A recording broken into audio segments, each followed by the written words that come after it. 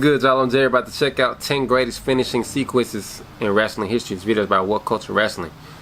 It's a lot of great things that happen during the finishing moments of a wrestling match over the course of history over the past couple of years, man. Like we see in this video when Seth Rollins came in at WrestleMania one year against when Brock Lesnar and Roman Reigns first faced off and stole the title, which was considered the greatest heist of all time, the greatest heist of WrestleMania history, excuse me.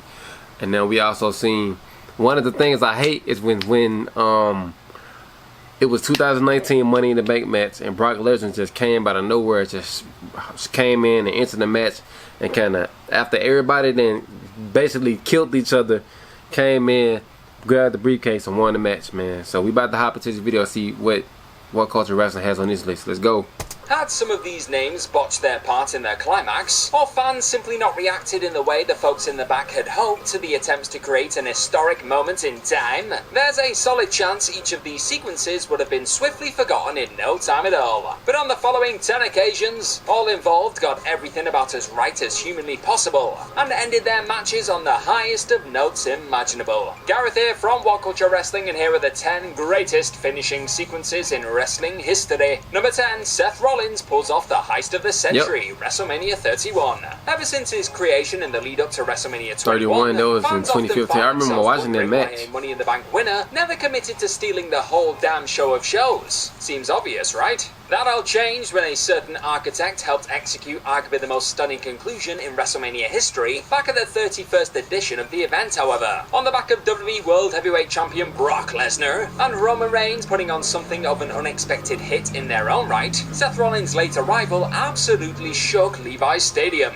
And in an inspired set of potential swerves, the former Shield Money in the Bank man swiftly found himself on the Beast's shoulders and on the verge of an F5, only for the big dog to spear him out of his damn boots. A curb stomp on his former brother later, Rollins had pulled off the heist of the century in jaw-dropping fashion, whilst also forming 1/3 of a Mania closing stretch that unquestionably sat as the strongest of the decade. Number 9, Goldberg blows the roof off the Georgia Dome. Monday Nitro 1998. In Demand's all-conquering streak, WCW knew they had something pretty darn unique, and the dominant Goldberg ultimately going on to lift the WCW World Heavyweight Championship felt about as inevitable as it gets. But the way the company eventually executed that hotly anticipated crowning moment took an undeniable event and made it instantly iconic, with the former NFL player also having to overcome NWO member Scott Hall on the July 6, 1998 edition of Monday Nitro, going down in the Stars' hometown arena of the Georgia Dome in front of 40,000 strong. The stage was set for Goldberg's epic showdown with Hulk Hogan over the big gold belt. And while the match itself wasn't exactly we coming for you by any means, the atmosphere was simply electric.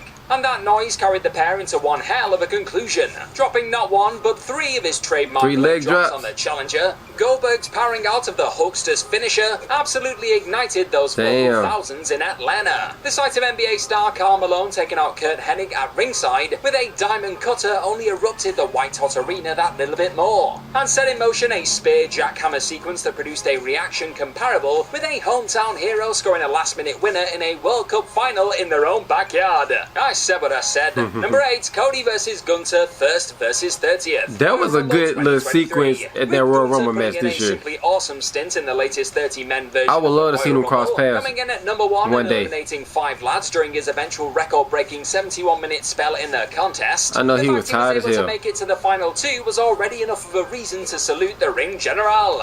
The fact the Intercontinental Champion then went on to wrestle an absolute clinic with entrant number 30 and the odds-on favourite Cody Rhodes in the final stretch of the match only further cemented this performance as an all-timer, forcing audible winces out of all in attendance with each sickening chop to Cody's surgically repaired tit. Gunther and Rhodes managed to plant the most unlikeliest seeds of doubt into fans the world over. A physical, violent and desperate brawl over the right to headline the biggest event of the year made that prize feel more special than it had in years, and Rhodes keeping his story alive via slick late crossroads reversal merely acted as the icing on top of an already masterful cake of a a Rumble ending. Number 7, Hangman finally proves he's elite. Full Gear 2021. Bringing an end to a story that had been told over the course of 2 gripping years, or at least this particular chapter of it anyway. Hangman Adam Page's never in doubt AEW World Championship victory over Kenny Omega. I'm not too familiar with AEW storylines. Emotion and drama, but Well, even with those high expectations heading into this main event war at Full Gear 2021, few were entirely ready for the way the one-time AEW World Tag Team Champions showdown would end.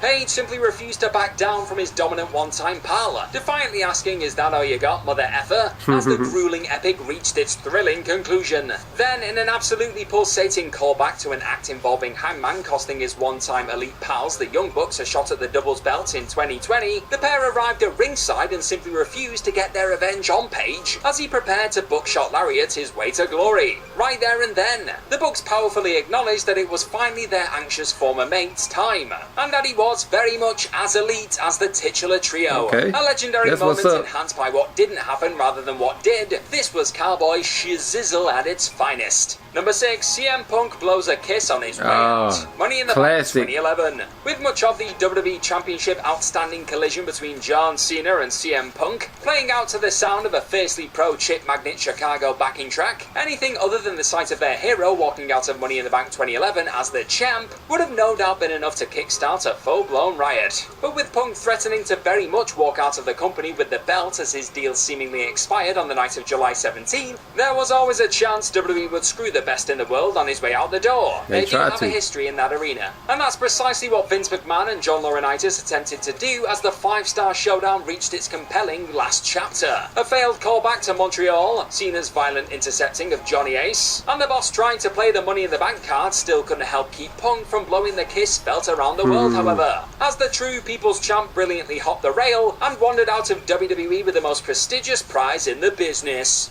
Number 5, Steve Austin does not quit WrestleMania 13. He passed into out. The 13th showcase of the Immortals, the Texas Rattlesnake occupied the role of Dastardly A-Hole, whereas Bret the Hitman Hart sat as the valiant hero screwed out of the WWF Championship. As the pair's long-awaited Mania blow-off started to unfold, though, it soon became clear that something was beginning to snap inside of the frustrated babyface. Hart had already exploded somewhat on the Raw before Mania 13, but his relentlessness throughout his vicious fight with Austin on the grandest stage was what finally sealed his legendary turn to the dark side. Battling through the pain and a legendary crimson mask, fans had already begun to rally behind the supposed antagonist Austin before he was locked into that last fateful sharpshooter. But the sight of him simply refusing to give in to the pain, passing out as Hart claimed the win, firmly established the Bionic Redneck as the company's next top face. If that masterful finish wasn't enough, Hart then proceeded to cement his position as the biggest wanker in the building by targeting his rival after the bell. A battered Austin stunning of a ref trying to aid the wounded anti-hero on his way out, then put the finishing touches on a finishing sequence for the ages. Number 4, that's gotta be Kane, Bad Blood in Your House 1997. With it being made known that The Undertaker's burned up half-brother Kane was very much on his way to the WWF to target his sibling heading into Bad Blood in Your House 1997, fans were expecting a demonic presence to arrive on the scene at one point or another, but that still couldn't fully prepare them for the visual of this particular big red machine storming down the ramp for the very first time on October 5th. Shawn Michaels and the Deadman had already beaten the life out of one another inside of and on top of the Hell in a Cell structure, but an already electric evening was dialed up a captivating notch with the long-awaited arrival of Kane later on.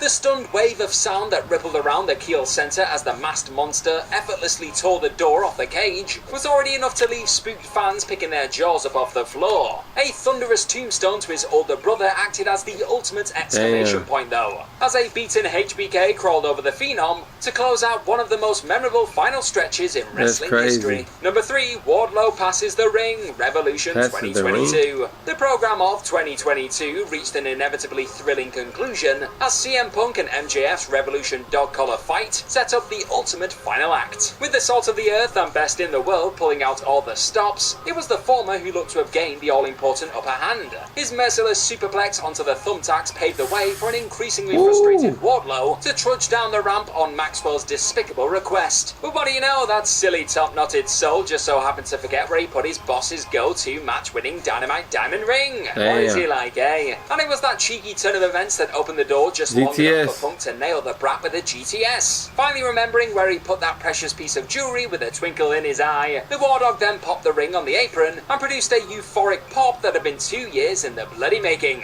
Maxwell had a rather painful dose of his own medicine then stuffed down his throat, as Punk delivered a deeply cathartic DDR thump finale. Number 2, Eddie cheated, No Way Out 2004. If you were to place the late great Eddie Guerrero's utterly ingenious slip-of-the-boot finish from WrestleMania 20 on this particular list, you wouldn't find many being in a rush to argue, but I'm instead opting for another equally outstanding final stretch from that same period of Latino heat excellence, one that went down one pay-per-view earlier at No Way Out 2004. No one in their right mind honestly thought that the lovable veteran was going to walk out of the Cow Palace as the new WWE Champion. After remarkably holding his own against the all-conquering Brock Lesnar though, the unthinkable started to become increasingly possible. On the back of an F5 taking out the official, Lesnar's other ongoing rival in the form of Goldberg soon bulldozed his way into the bout, spearing the next big thing after Brock tried to use his strap to gain an advantage. Yet in a move that threatened to kill the fairy tale ending that looked there for the taking, Lesnar still managed to hoist Guerrero up for another signature finisher, only to be dropped right onto the title himself. Ah, the drama. A final cry of Eddie cheated from Taz as the ultimate underdog soared through the air,